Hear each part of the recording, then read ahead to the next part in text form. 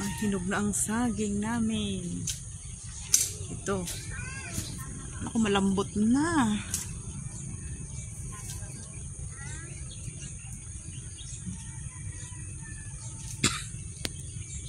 Napahinog niya yung saging, pero ito hilaw pa to.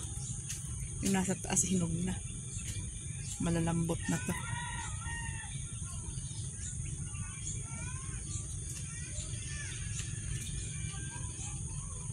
Ayan, ang puno ng saging na hinog sa puno. Matamis yan.